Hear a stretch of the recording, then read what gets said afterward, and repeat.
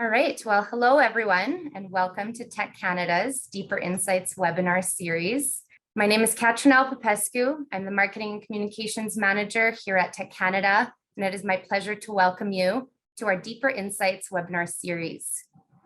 This is our latest installment in the series, and ultimately our webinars, as many of you know that may have joined us, are designed to highlight timely topics and equip business leaders, like many of you, with the latest insights to strategically approach the complex issues and business uncertainty that surround us.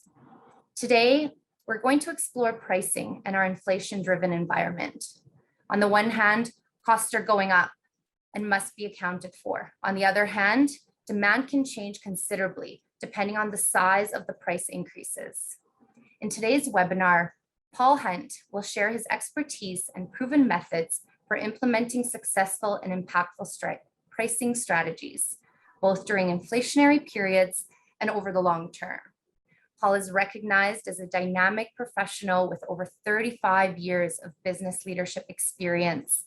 He's actually one of our tech chairs here, so we're especially thrilled to have him, including the successful venture of building and selling an international consulting firm.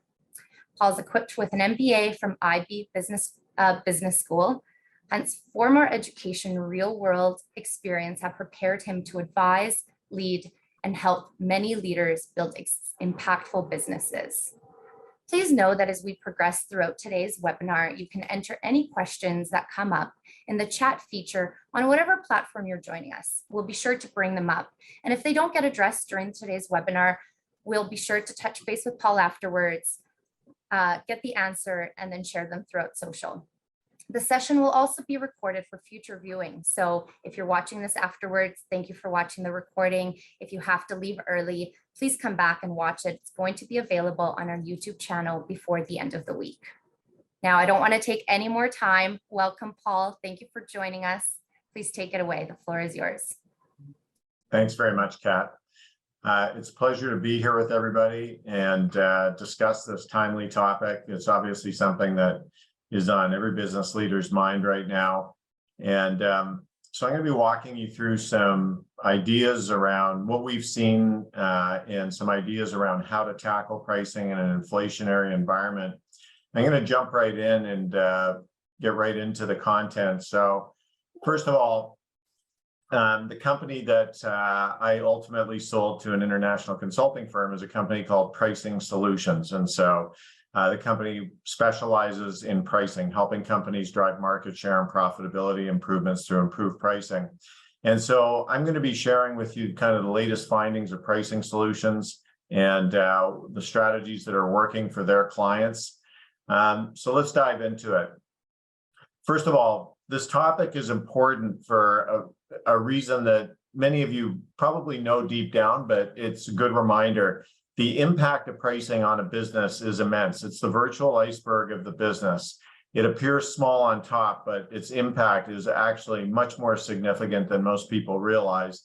If we put that into a typical profit and loss statement, if you drive a 2% improvement in pricing at the average company on the Standard & Poor's 500 index, just getting 2% more in pricing and then holding on to it, not giving it away in terms of discounts, things like that, actually leads to a 25% gain in profitability. So 2% equals 25% during normal times.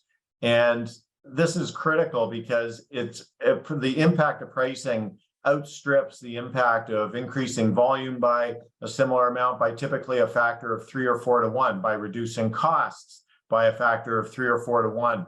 So when you get into an inflationary environment, you really are looking at the diminution of your profitability, of the overall value of your business if you really don't get on top of this issue.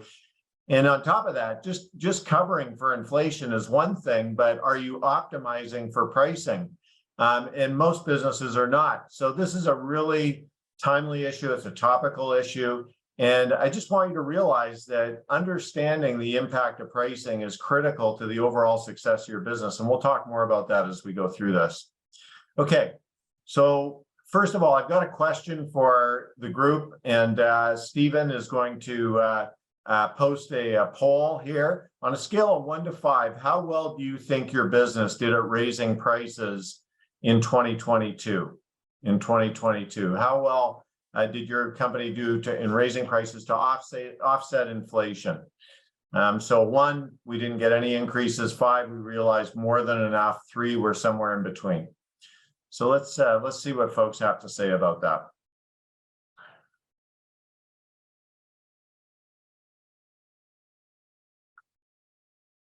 And Stephen, I don't see the results, so maybe you can share them when they come up, if that works.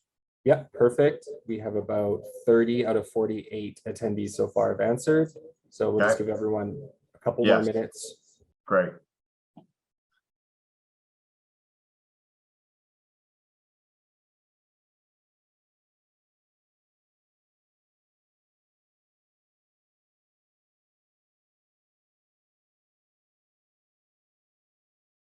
Okay, great. So I do see the results. So 6%, we didn't get any increase. 3%, a little bit. 57%, we realized some increases, but not enough. So actually about 2/3 of people, or 60%, saying we got some, but not enough. That's by far the largest group. 30%, we got, enough, and then 6% more than enough. So yeah, most businesses realized increases, obviously, in this environment, but not necessarily enough. So that's fantastic. So let's jump into it. What we saw, first of all, I'm going to give you a 2022 recap and then a 2023 outlook. So what we saw was that all of our clients had success in getting increases. They rediscovered their pricing muscle. They gained confidence in the process, and it's important to carry this forward. Most of the price actions taken were across the board price increases, and many of our clients raised prices multiple times in 2022.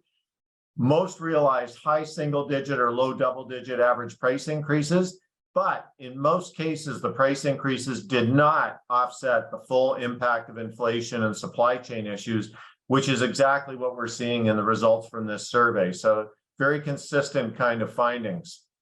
Okay. So let's just talk about what we did see across some of the various industries, the good, the bad, and the ugly. The good, there was a conscious focus on developing best practices. So what process should we have? What skills do we need? How do we report prices? Many companies were successful in getting rates of 10 to 20%. And most companies introduced some kind of fees, surcharges. It could have been for fuel, disposal, admin, recording, tech, whatever's relevant to your business. We'll talk more about that.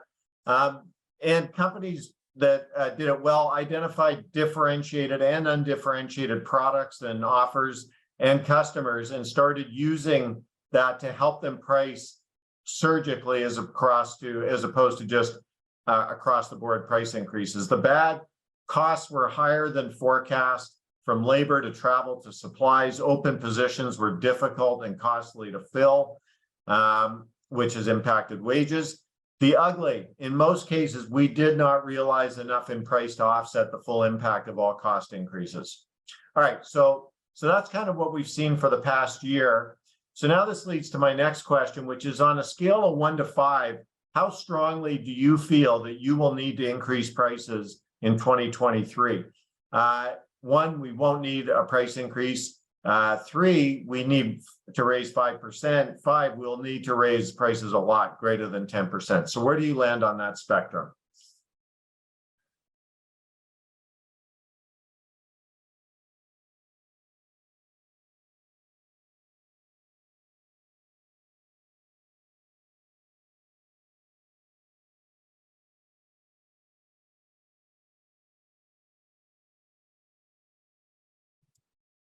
Okay, we'll just give everyone another minute here to answer the poll.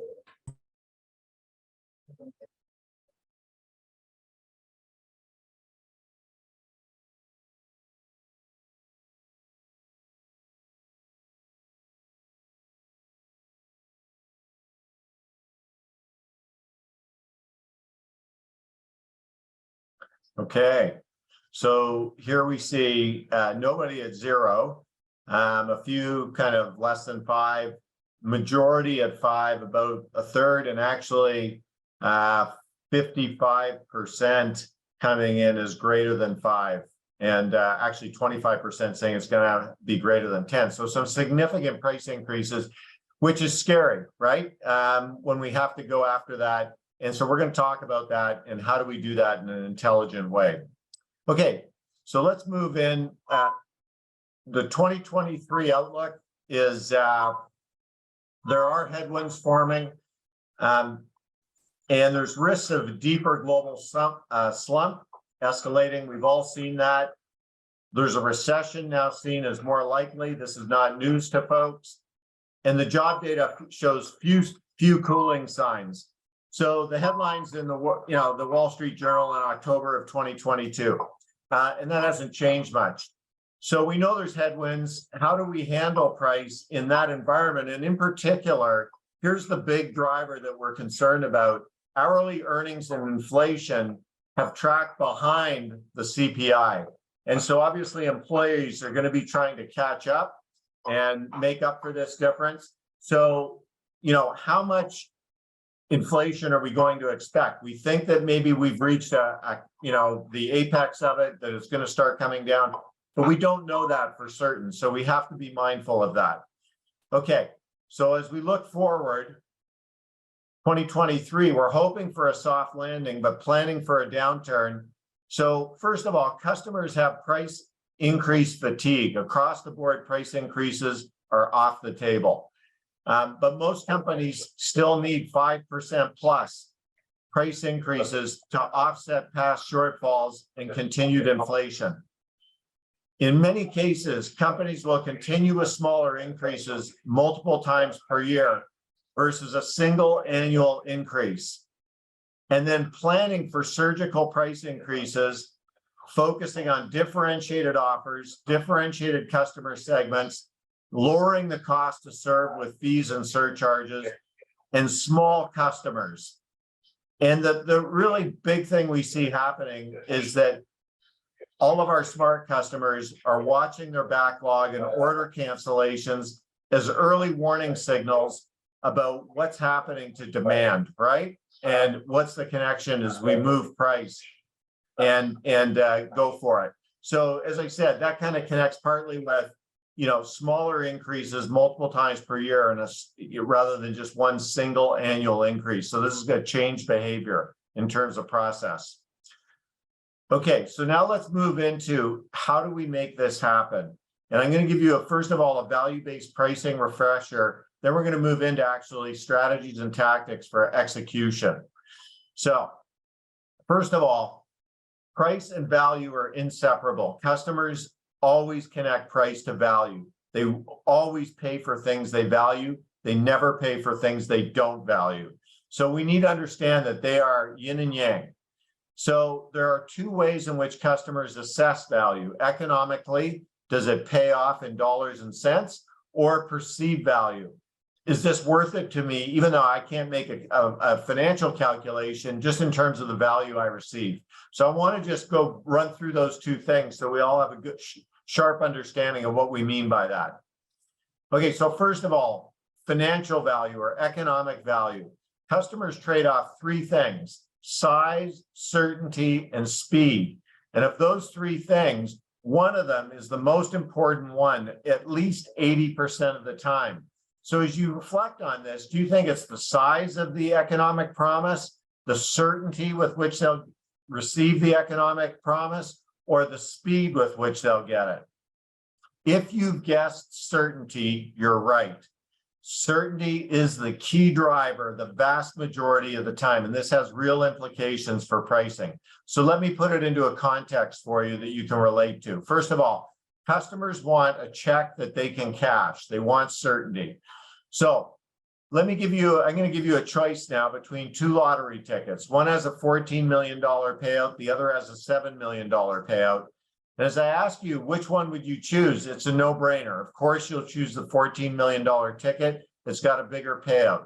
That's the size of the economic pie. So it is important, right? It's a no-brainer when, the fact all you know is the size of the pie. But now let me attach certainty. The $14 million ticket has a 70% chance of being a winning ticket. The $7 million ticket has a 95% chance of being a winning ticket. Now, if I asked you which ticket would you choose, at least 95% of you will choose the $7 million ticket. For those of you that ride motorcycles, jump out of airplanes, or ski down very steep mountains, you may choose the $14 million ticket. Okay, so why do the vast majority, over 90% of people, choose a ticket that pays out, substantially less? 95% of $7 million is about $6.8 million. That's the average payout. The average payout of the $14 million ticket is 70% of $14 million. That's $9.8 million, substantially more. It's because customers aren't concerned about what something pays out on average. They're concerned about what they're going to get paid out on this particular transaction. And so that's why certainty is such a critical driver of value. So the key here is to understand, how does that drive your behavior, your pricing behavior? First of all, let me pose this question a little bit differently now. I'm going to turn it into a pricing question. Which of these two tickets would you pay more money for? Which ticket of your own hard-earned cash would you pay more for? My finding is typically, even the folks that, if they're given a chance of choosing between these two tickets, when they're asked to pay for the two tickets, almost 100% of people will pay more for the ticket on the right because of the certainty attached to it. Okay, so when you attach certainty, you get more of the economic pie. So the key is certainty, certainty, certainty. So this is a client of ours that sells tires, and I won't go through a long description of this process, only to say that they wanted to create certainty. This tire delivered more landings and it weighed less, which reduced fuel costs.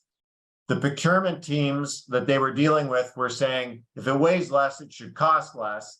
And so the way this company went to increase the certainty of its value was they started charging for tire landings. They stopped selling tires and they charged for tire landings. You only pay per tire. They've had this in place for more than 12 years now. It's been a huge game changer, and they capture much more value. Essentially, it's almost like a software as a service pricing structure, but it's for tires. So getting innovative, figuring out how do we deliver certainty is absolutely fundamental to your ability to price for the value you deliver. Okay, the second piece of value is perceived value. It's soft value, it's perception, it's not dollars and cents. So when you're given if you want a green apple and you have a choice between these two apples, you obviously don't care which one you get. They both look the exact same. So you're indifferent. Now, as I attach a price, if you believe these apples to be of the same quality, then you will go for, of course, the lower priced apple. But if you think that the apple on the right has certain value characteristics that matter to you, let's say that you're somebody who values organic, then perhaps you will shift to the right. And my experience in running this through many times doing this with classes is about 20 to 30% of people will now automatically shift to the right and go, yes, I'll pay for the organic price. I'll pay the premium. But 60 to 70% say, no, that's fine. I'll stick with the lower priced apple. Now, if we add more information, the apple on the right, and I'm assuming now that you're in Canada and you've got an apple orchard nearby, let's assume it comes from nearby. In fact, it was just shipped to the store yesterday versus the apple on the left came from the States, and it got there over a 3 to 5 day transportation haul. That now all of a sudden, what we find is 80 to 90% of people shift to the right. They start saying, of course, I'll pay the 35 cents. It's fresher, it's organic, whatever matters. And what we're doing is we're getting into customer segmentation now. Different customers will pay different prices for different value attributes. And then if we want to get 100% over, we just let people know, we turn around that little American apple, and oh my God, there's a worm in it, saying howdy. And so now you get everybody shifting to the right to pay that premium, except people that don't like apples and do like fishing. And they will say, well, I'd rather have the worm than the apple. Okay, so value is in the eyes of the beholder, and you must articulate it and communicate it to get the higher price. Otherwise, you're relegated to being a commodity. Okay, so now let's talk about planning your surgical price increase. We want to actually go out and execute and get more than inflation. So how do we go about doing it? I'm going to share with you 4 strategies that we deploy at Pricing Solutions for clients very successfully, where it has minimal impact on demand and maximizes the opportunity to capture price. The key word is surgical. So not across the board paintbrush price increases, which is what most people have been implementing because costs have been going up, and that's understandable. But we're going to move beyond that. Customers get tired of that. You need to see value, right? I've just made the case for value. How do we articulate value? So if we're not going to go with an across the board paintbrush price increase, we're going to go at things differently. I want to use the example of what we call lakefront property. So in this basketball arena, we have seats all over the place, and we have some seats that are more desirable than others. So which seats are the most desirable here? What's the lakefront property? Well, obviously it's the blue region. So we've got these blue seats that are the most desirable region. And so those are the seats that we want everybody, that we obviously would charge a higher price. Then the least desirable, the non-lakefront property, are the pink seats. And so those seats are less desirable. And so as a result, if you used your cost, if the stadium owner of this stadium used cost as their way of pricing, then what would be the cost of a pink seat versus a blue seat? It's virtually the same. The cost of the seat to the owner of the stadium is virtually the same. So pricing based on cost is a horrible way to price because it does not connect with value. So we obviously need to know our costs, and our costs set what we call a price floor, but then the price ceiling is set by value.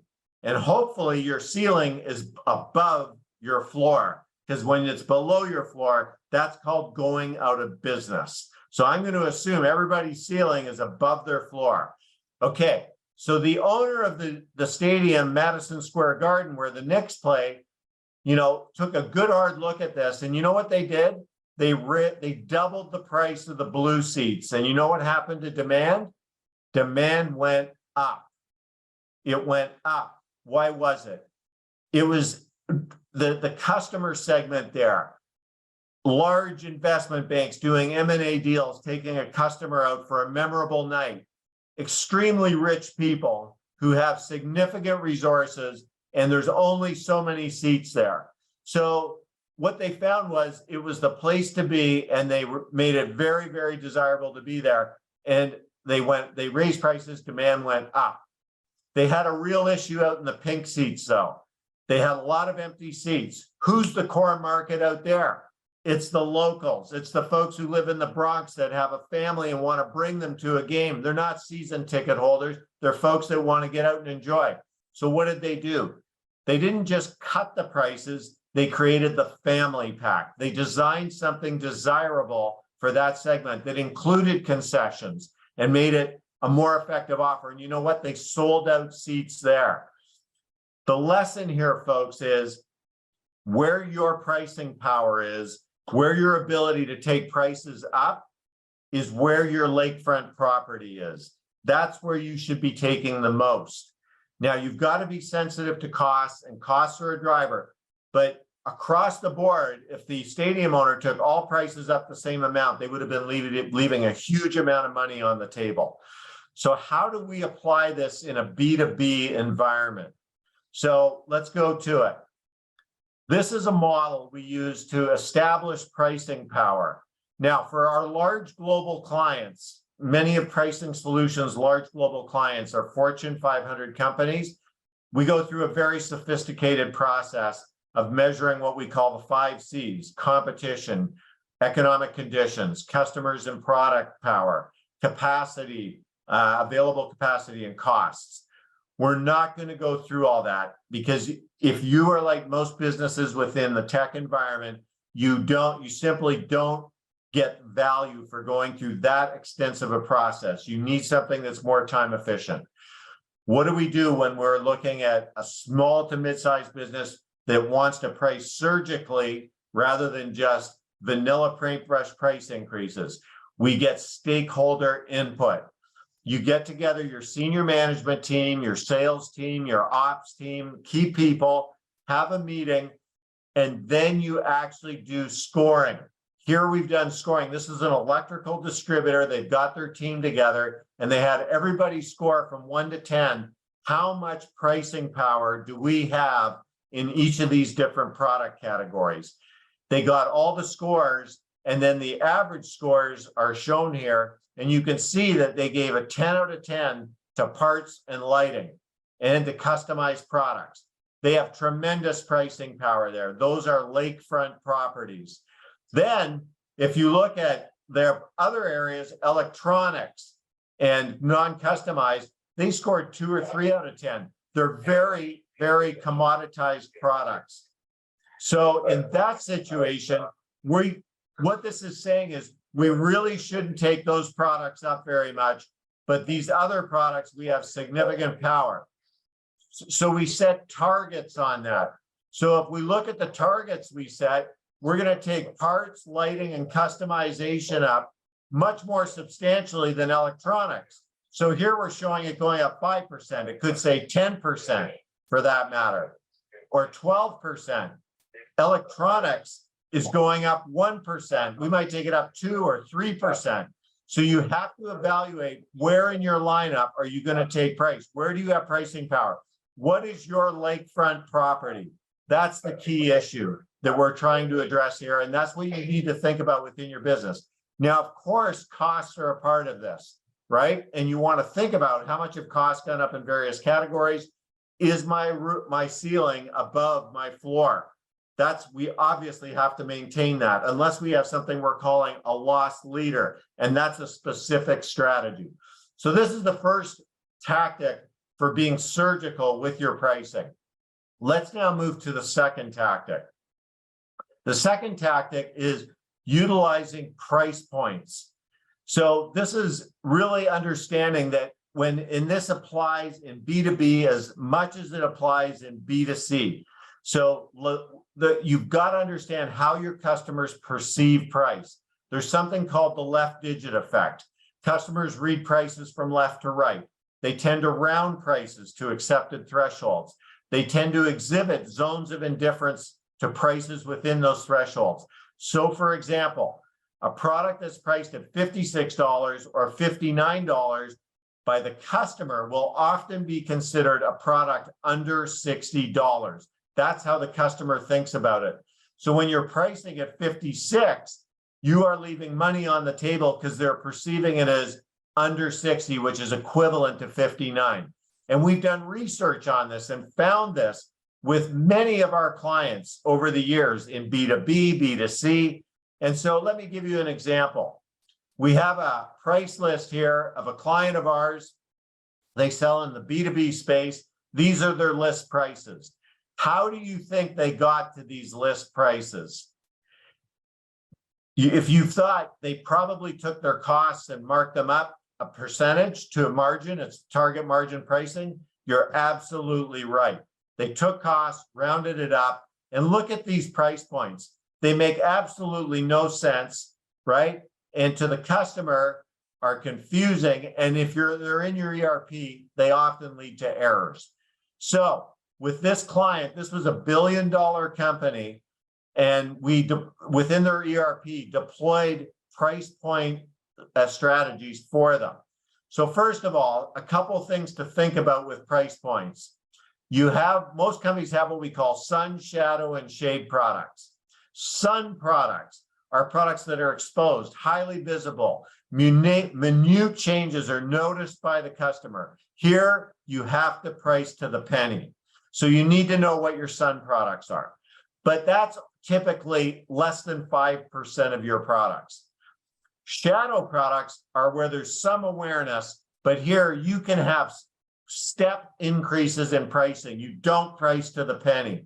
Shade products are where there's very little attention given to pricing. The customers really aren't aware, and you maximize the rounding rules. Okay, so I've mentioned rounding rules. How might they be deployed? So let me show you how we deployed it for that company that I've just shared. So they sold products that were less than $10. They were, as I said, in a B2B space. And they sold products that were greater than 1,000 and less than 10,000. And by the way, the same strategy has been deployed with clients who sell $500,000 products. So this works across the spectrum.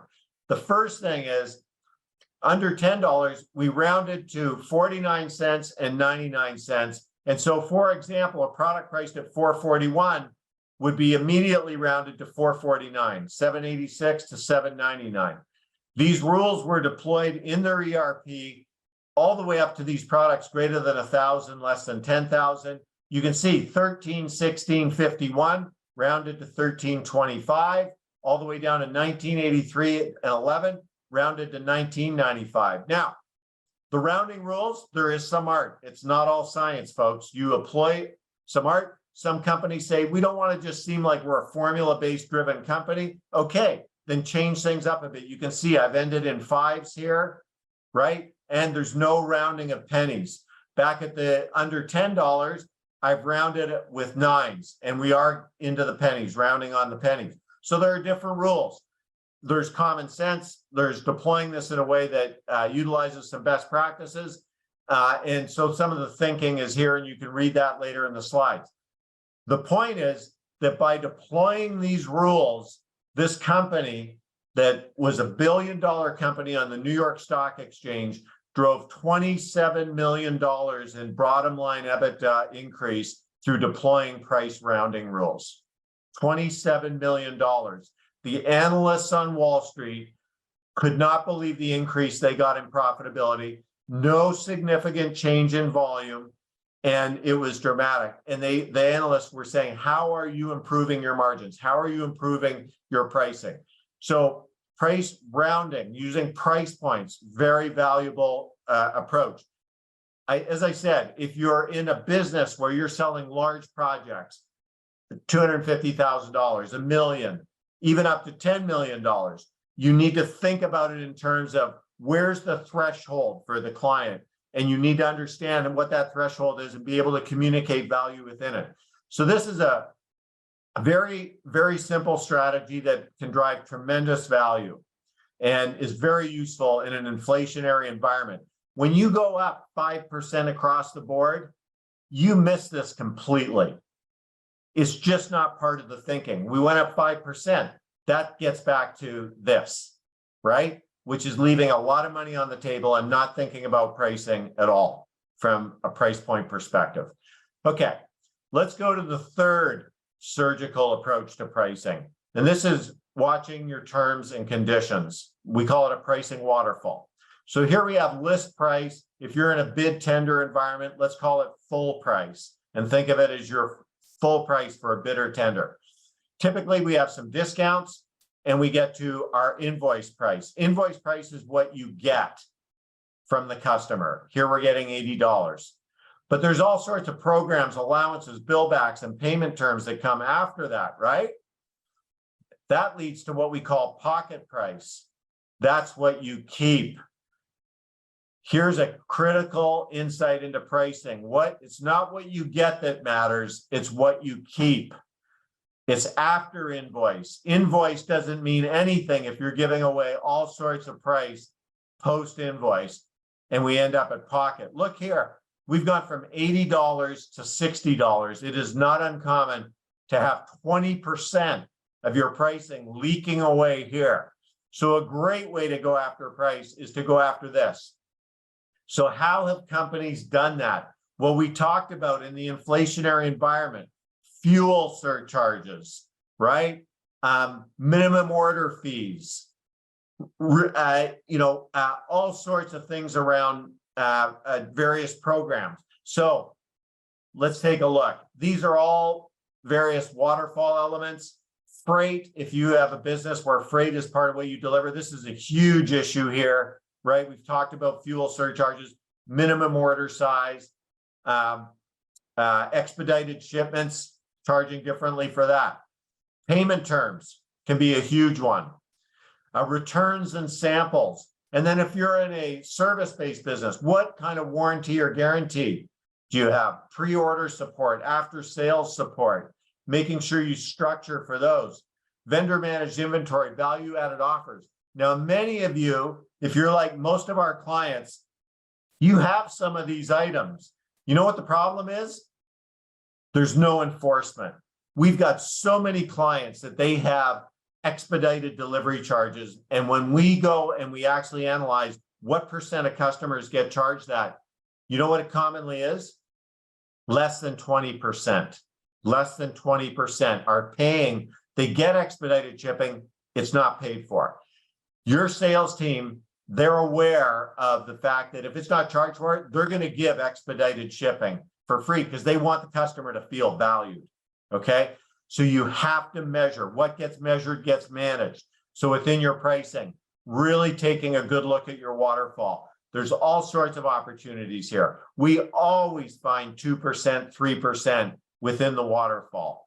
So that's a great area to go. And it doesn't appear like, oh, we're taking prices up 5%. No, we have a fuel surcharge, a minimum order size, change order, right? What we're changing our after sales support structure, right? Rush orders will be handled differently. We're restructuring our warranty guarantee.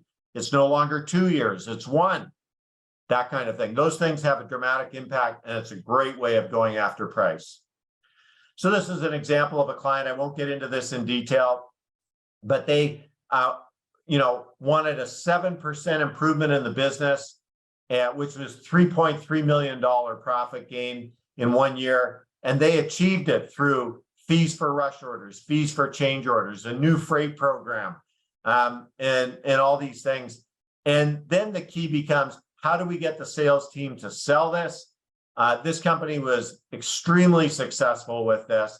It was a game changer for their profitability.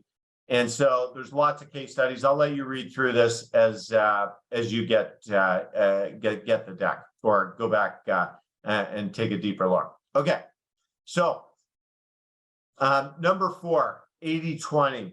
This is our final surgical approach to improving pricing. And so here, what we're doing is we're becoming much more analytical in our process, and we're deploying 80-20, right? The Pareto Principle, which is a lot means a little means a lot. So let me show you how we do that.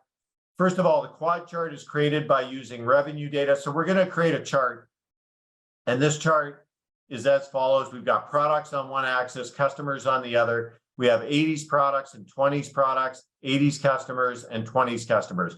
Everything is revenue driven. So quad 1 is our 80s products and our 80s customers. So let me talk about 80s products. If you have 100 customers and one customer is 80% of your revenue, then you only have one customer in this quad, okay? So it's 80% of revenue. If you have 100 products and 5 products are 80% of revenue, you only have 5 products in here, okay? This is your 80% of revenue, customers and products. That represents, when you combine the two, that's 64% of total revenue, 20 products, 80s customers, 16%, 80s products, 20s customers, 16%, quad 4, 20s products, 20s customers, 4% of total revenue. Okay, so what? Let's start putting it into some numbers. In some of our clients, we've taken I've just shared some numbers here. So quad 1, for one of our clients, 138 customers, 1,150 products. You would think quad 2 would have, it's only 16% of revenue, but the number of products goes up 750%. Quad 3, the number of customers goes up 690%. Quad 4 has the most customers by far and substantially more than 800% going from quad 3 to quad 4 in terms of products. Okay, well, that's fine. So as long as we're getting compensated for it, so our average margin in quad 1 is 45%. Given all that complexity, that huge increase in products and customers, you would expect to see greater margins in quads 2, 3, and 4. Oops, margins are less in quad 2, further less in quad 3, and look at this, they're the lowest in quad 4 by far. This is a huge problem. We're not being paid for the complexity in our business. And as a result, we have profitability impact on that. So what we need to do is you can fix this by starting to index your pricing against quad 1. So we're going to index our pricing 5% higher than quad 1 and quad 2. Just doing that, you drive 1.3% EBITDA improvement. Quad 3, we're going to index 3% higher than quad 1. That drives another 1.4% EBITDA. Quad 4, 15% above quad 1, drives another 1%. We've just found 4% EBITDA improvement. This is huge. Remember, I talked about the value of 2%. Now, let's talk about it in an inflationary environment, right? If you're going to take price increases in quad 2, 3, 4, what does this mean to get these numbers? Quad 2 is going up 8%, quad 3, 9%, quad 4, 22%. Those are the places to go after those increases, more substantial increases, as opposed to quad 1, where you've got your largest customers and your largest products and much more risk and much higher margins. You're much more profitable. Now, even within quad 2, if you want to go up 8%, you can do it much more strategically. You start finding who within that quad is more profitable. Where are my margins different? And you can do all sorts of analytics by quad. Quad 3, these are your large products to small customers. Remember, we talked about your terms and conditions. Here's where you go after big fuel surcharges because they're small customers buying your best products. They need your best products. They're small accounts. So increase your fuel surcharge, increase your minimum order size. All those kinds of things work beautifully in quad 3. Quad 4, do yourself a favor. Many of our clients, they go up 50% in this quad. You know what? They don't lose these customers. These customers are buying because they have to, or because it's such a small percentage of their purchase, they don't need it, that they're not even aware. It's $100, $200, $300, $400 purchase. They're not paying attention. It doesn't matter. And so as a result, they're very insensitive to large increases. And if they do leave, you are probably going to have more resources that will help make you much more profitable. The only time that I say protect those quad 4 customers is when it's some large potential whale, which is usually a small percent of those quad 4 customers, and you give them 2 years to become a whale. If they don't, then you give them the increases that they deserve, like everybody else in quad 4. Okay, so I've given you 4 different tactics, folks, for surgical price increases. I'm very briefly now going to talk to implementing your surgical price increases, and I'm going to share with you one concept that I think is very important. First of all, most salespeople would rather catch the flu or a cold than announce a price increase. Inflation's made it a lot easier, more palatable. Why is that? Well, we'll get to that in a minute. There was a huge study done. Why do people hate, salespeople hate announcing price increases? Because they're going to see purchasing managers and customers that hate price increases. Inflation's changed the game a bit, but it's going to be tougher, as you know, particularly if we've peaked, and you know how resistant your customers are to price increases. So what do customers do to handle that? They try and scare the dickens out of your salespeople. They use third-party negotiators, blind RFPs, reverse auctions, commodity pricing, should costs, hardball sales negotiation tactics. The only way to deal with this environment is something that we call the challenger sale. If you may have heard it in past webinars I've done, there's a book called The Challenger Sale. A study was done on 6,000 high-performance sales. I'm summarizing this study in one slide. The study of 6,000 high-performance salespeople found there were 5 kinds of salespeople. Relationship builders who develop strong personal and professional relationships, advocate across the organization, both good things, generous with their time, strive to meet every customer need, work hard to resolve tensions. What do you think that means when the customer asks for a price discount? Oh, you need 5? Let me see if I can get 10. They're negotiating harder with you than they are with the customer. You know what we found out of 6,000 high-performance salespeople? Only 7% of them were relationship builders. This was a dramatic finding, a huge aha for many of the world's best companies. Because why? They all hired relationship builders. The only problem was their relationship builders weren't the ones delivering the results. And it became even worse when it was a complex sale where there were multiple buyers within the account. If you were selling to not just procurement, but technical people, operational people, those kinds of folks as well, then they dropped to 4%. The other big finding, there was a group called challengers. They use their deep understanding of the customer's business to push their thinking and take control of the sales conversation. They're not afraid to be controversial.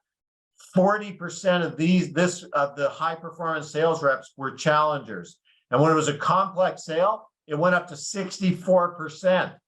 This group delivers in really tough environments, dealing with really tough negotiations.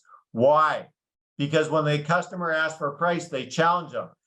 When a customer walks out of a meeting with a challenger, they say, you know what? I just learned something. Every time I meet with that salesperson, I learn something new. When they walk out of a relationship builder meeting, they go, gosh, that was a real nice conversation. I really like that person. But let's go shop around and make sure our RFP finds everybody. Okay? It's totally different outcomes. So you need to be able to challenge. Okay, so how do you have a sales force that challenges? When it comes to pricing, there are only 3 kinds of objections that salespeople get. They get fairness objections, value objections, and negotiation objections. You need to prepare your sales force to challenge these objections. So let's talk about fairness objections. 3 important messages. You have to be able to demonstrate how you're sharing in the pain. If inflation's going up 8%, how are you suffering? You can't just load it all down on the customer. That's not fair. So how are you sharing in the pain that's going on?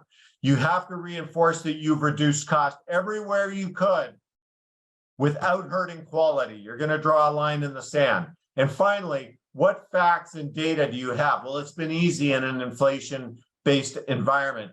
But as inflation becomes a more difficult story, right? It starts going down. But let's say that you are being dramatically impacted. You have to show why, how, where. Give insight into how it's impacting you. So there's all sorts of objections, and you need to be able to deal with that. There's also value objections.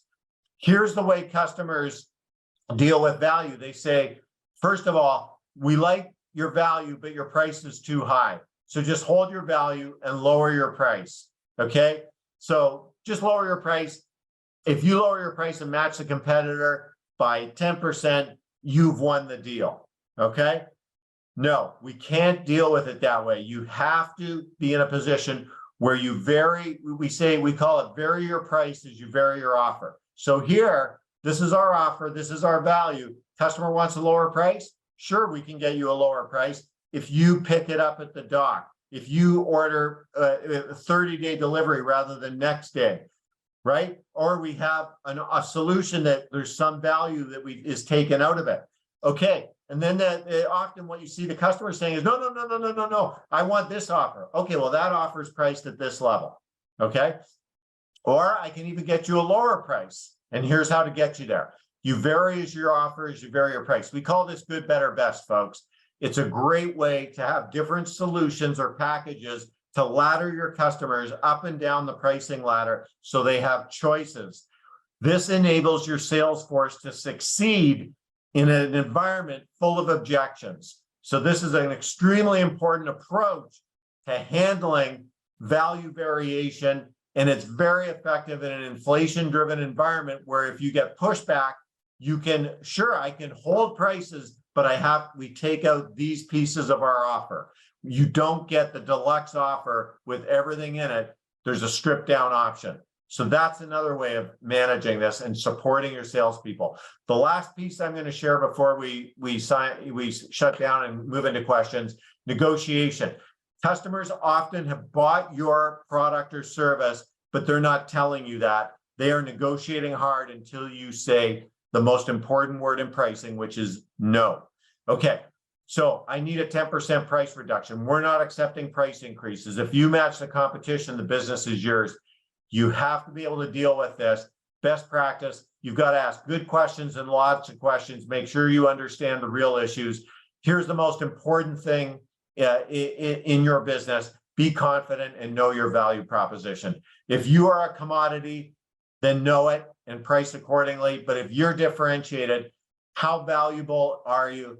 What is the difference? And know it and stand behind it. And, it takes courage and guts, but be willing to say the word no.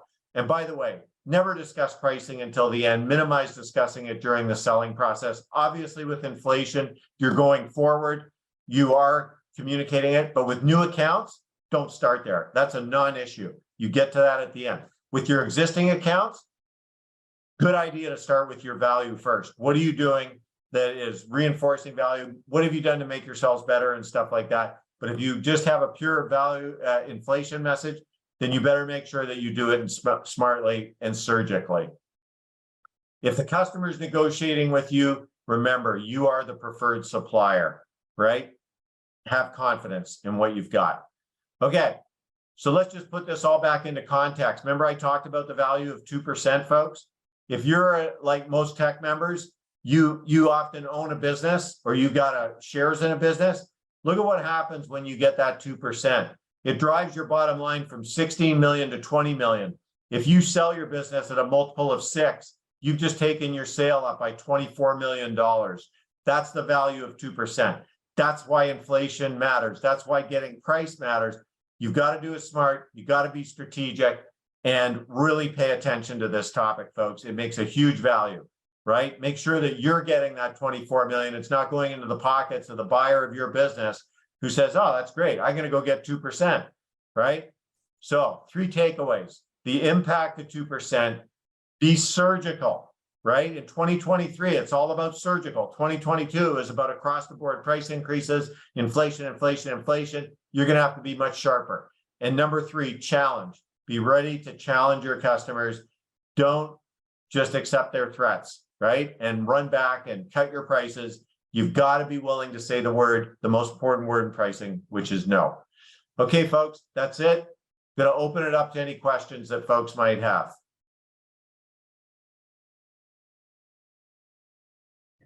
Thank you, Paul. That was fantastic.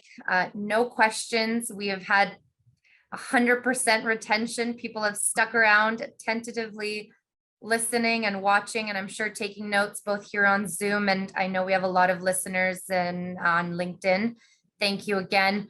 I've only received comments of the value that you've provided for everyone tuning in today, and of course we're going to put this up on YouTube and share it on our social media, again, Tech Canada's social media, so please be sure to tune in.